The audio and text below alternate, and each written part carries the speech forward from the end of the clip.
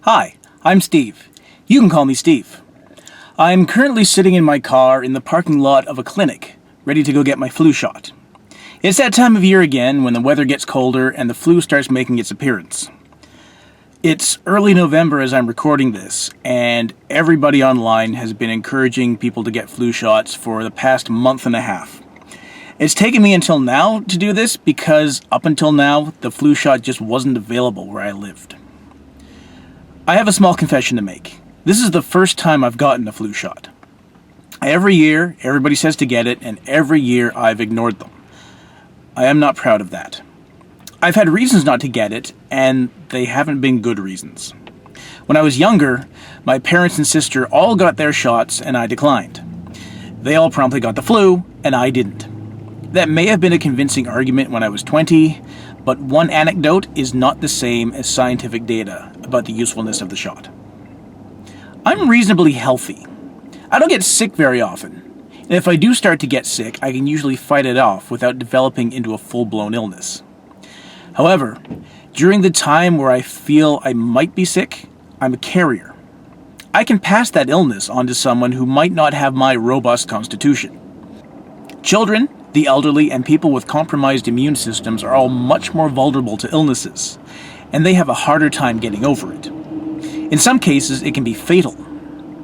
When we were looking for an old-age care home for my grandma, we were told flu season was the time of year when the greatest number of vacancies opened up, because residents were catching the flu and dying. It's a little morbid, but it's true. What we call the flu is actually a whole collection of influenza viruses. Viruses are little packets of genetic material wrapped in protein. When they get into your body, they hijack your cells to make more copies of themselves, and then they ooze out in your bodily fluids to infect other people.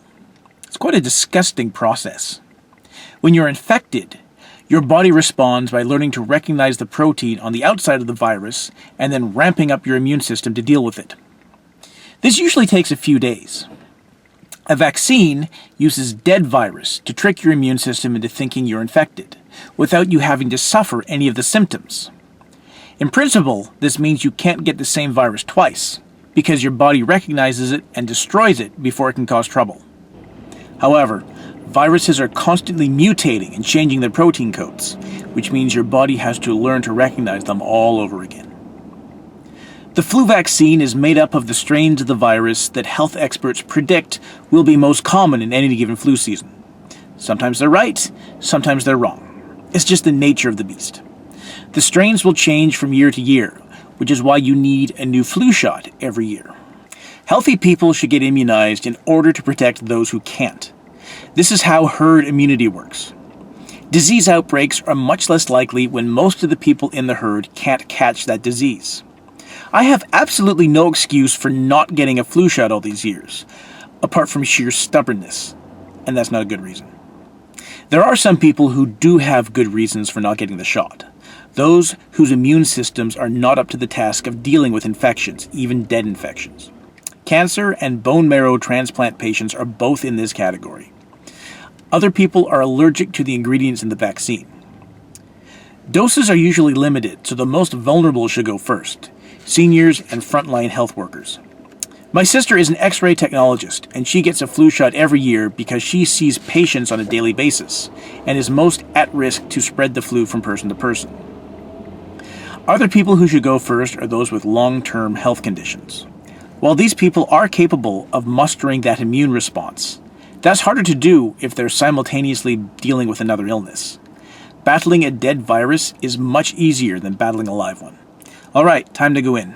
Here we go. The doctor is disinfecting my arm because there is a layer. It's come out clean. There's a layer of bacteria on my skin, which is normal. They're fine as long as they stay on the outside of my skin, but the needle could push them through where they could cause trouble. Now, I don't know about you, but I am not a fan of all of those articles where there's a picture with a screaming baby, so I am not going to show you the injection. I'm just going to keep talking to you and try not to think about it. Arms, ooh, poke, done, and that was it. I didn't even notice. Wow.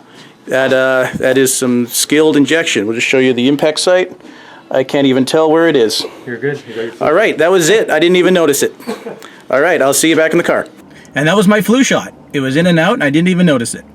The injection site might be a little sore for a day or two, and I might run a fever. The fever is not a sign of an infection. It's my immune system responding to the presence of this foreign dead organism in my body and devising countermeasures. It just so happens that process works better at elevated temperatures.